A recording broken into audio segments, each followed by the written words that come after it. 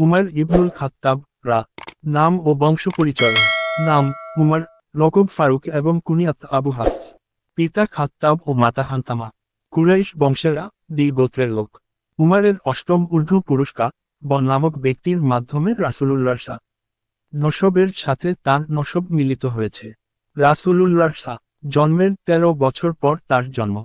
মৃত্যুকালেও তার বয়স হয়েছিল রাসূলুল্লাহ বয়সের সমান ৬৩ বছর। শৈশবকাল। কৈশোরে উমরের পিতা তাকে উটের রাখালি কাজে লাগিয়ে দেন। তিনি মক্কার নিকটবর্তী দাদনান নামক স্থানে উট চড়াতেন। তিনি তার খিলাফতকালে একবার এই মাঠ অতিক্রমকালে সঙ্গীদের কাছে বালের স্মৃতিচারণ করেছিলেন এভাবে, এমন এক সময় ছিল যখন আমি পশমি জামা পরে এই মাঠে প্রখর রোদে খাত্তাবের উট চড়াতাম। খাত্তাব ছিলেন অত্যন্ত কঠোর ও নিরস ব্যক্তি। ক্লান্ত হয়ে একটু বিশ্রাম নিলে পিতার হাতে নির্মমভাবে প্রহৃত হতাম। কিন্তু আজ আমার এমন দিন এসেছে যে এক আল্লাহ ছাড়া আমার উপর কর্তৃত্ব করার আর কেউ নেই। তাবাকাত ৩-২৬৬-৬৭।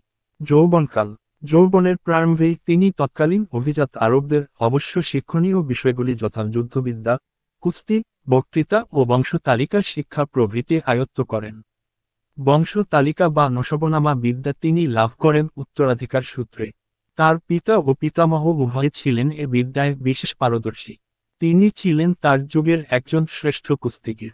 আরবের উকাজ মেলায় তিনি কুস্তি লড়তেন। আল্লামা জুবয়ানি বলেছেন, উমর ছিলেন এক মস্তবর পাহলোয়ান। তিনি ছিলেন জাহিলি আরবের এক বিখ্যাত ঘোড়সওয়ার। আল্লামা জাহিজ বলেছেন, উমর ঘোড়ায় চড়লে মনে হতো ঘোড়ার চামড়ার সাথে তার শরীর মিশে গেছে। আল বায়ানওয়াত তাবইন। তার মধ্যে কাব্য প্রতিভা ছিল। তৎকালীন খ্যাতনামা কবিদের প্রায় সব কবিতায় তার মুখস্থ ছিল। আরবি কাব্য সমালোচনার বিজ্ঞান ভিত্তিক ধারার প্রতিষ্ঠাতা প্রকৃতপক্ষে তিনি।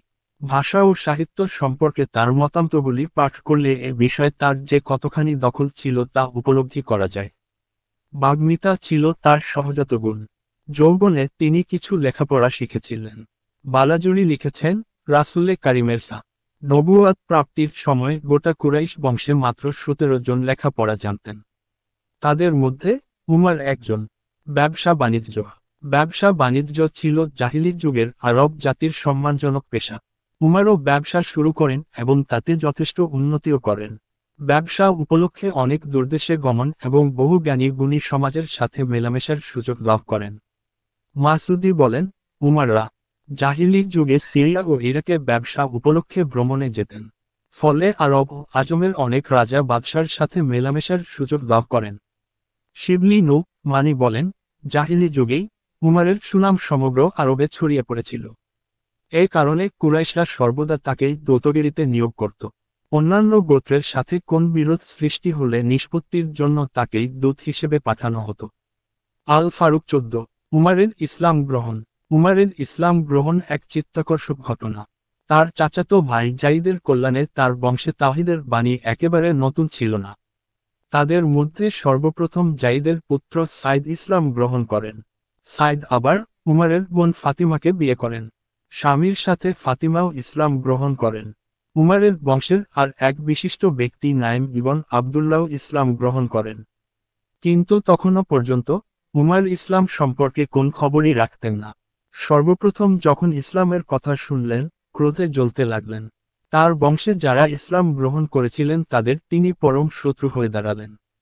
এর মধ্যে জানতে পেলেন, লাবিনা নামে তার এক দাসীও ইসলাম গ্রহণ করেছেন। যাদের ওপর তার ক্ষমতা চলত, নির্মম উৎপীড়ন চালালেন। এক পর্যায়ে তিনি সিদ্ধান্ত নিলেন, ইসলামের মূল প্রচারক মুহাম্মদকে দুনিয়া থেকে সরিয়ে দিতে হবে। যে কথা সেই কাজ। আনাস ইবন মালিক থেকে বিন্নত। তরবারি কাঁধে ঝুলিয়ে উমর চলেছেন। পথে বনি জুহরার এক ব্যক্তির, মতান্তরে নাইম ইবন আবদুল্লাহ, সাথে দেখা। তিনি জিজ্ঞেস করলেন কোন দিকে। উমর বললেন মুহাম্মাদের একটা দফারফা করতে। লোকটি বললেন, মুহাম্মাদের দফারফা করে বনি হাসিম ও বনি জুহরার হাত থেকে বাঁচবে কিভাবে? একথা শুনে উমর বলে উঠলেন, মনে হচ্ছে তুমিও পৈতৃক ধর্ম ত্যাগ করে বিধর্মী হয়েছে। লোকটি বললেন, উমর, একটি বিস্ময়কর খবর শোন, তোমার বোন ভগ্নিপতি বিধর্মী হয়ে গেছে। তারা তোমার ধর্ম ত্যাগ করেছে। আসলে লোকটির উদ্দেশ্য ছিল উমরকে তার লক্ষ্য থেকে অন্য দিকে ঘুরিয়ে দেওয়া। একথা শুনে রাগে উন্মত্ত হয়ে উমার ছুটলেন তার বোন ভগ্নিপতির বাড়ির দিকে। বাড়ির দরজায় উমারের করাঘাত পড়ল। তারা জন তখন খাব্বাব ইবন আল আরাতের কাছে কুরআন শিখছিলেন। উমারের আভাস পেয়ে খাব্বাব বাড়ির অন্য একটি ঘরে আত্মগোপন করলেন। উমার বোন ভগ্নিপতিকে প্রথমেই জিজ্ঞেস করলেন, তোমাদের এখানে গুনগুন আওয়াজ শুনছিলেন, তা কিসের? তারা তখন কুরআনের সূরা তাহা পাঠ করছিলেন। তারা উত্তর দিলেন, আমরা নিজেদের মধ্যে কথাবার্তা বলছিলাম। উমার বললেন, সম্ভবত তোমরা জন ধর্মত্যাগী হয়েছ। ভগ্নিপতি বললেন, তোমার ধর্ম ছাড়া অন্য কোথাও যদি সত্য থাকে তুমি কি করবে? উমার তার ভগ্নিপতির ওপর ঝাঁপিয়ে পড়লেন এবং পায়ে ভীষণভাবে তাকে মারাতে লাগলেন। বোন তার স্বামীকে বাঁচাতে এলে উমার তাকে ধরে এমন মার দিলেন যে তার মুখ রক্তাক্ত হয়ে গেল। বোন রাগে উত্তেজিত হয়ে বলে উঠলেন, সত্য যদি তোমার দিনের বাইরে অন্য কোথাও থেকে থাকে, তাহলে আমি সাক্ষ্য দিচ্ছি আল্লাহ ছাড়া অন্য কোন ইলাহ নেই, এবং আরও সাক্ষ্য দিচ্ছি মুহাম্মদ আল্লাহর রাসূল। এ ঘটনার কিছুদিন আগ থেকে উমারের মধ্যে একটা ভাবান্তর সৃষ্টি হয়েছিল। কুরাইশরা মক্কায় মুসলমানদের ওপর নির্মম অত্যাচার উৎপীড়ন চালিয়ে একজনকে ফেরাতে পারেনি। মুসলমানরা নীরবে সবকিছু মাথা পেতে নিয়েছে, প্রয়োজনে বাড়িঘর ছেড়েছে, ইসলাম ত্যাগ করেনি। এতে উমারের মনে একটা ধাক্কা লেগেছিল।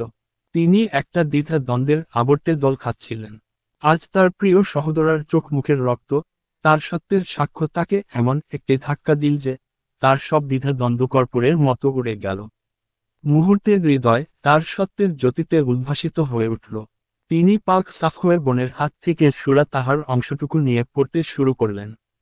পড়া শেষ করে বললেন, আমাকে তোমরা মুহাম্মাদের কাছে নিয়ে চল।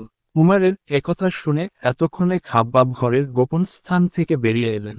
বললেন, সুসংবাদ উমার, বৃহস্পতিবার রাতে রাসূলুল্লাহ তোমার জন্য দোয়া করেছিলেন, আমি আশা করি তা কবুল হয়েছে।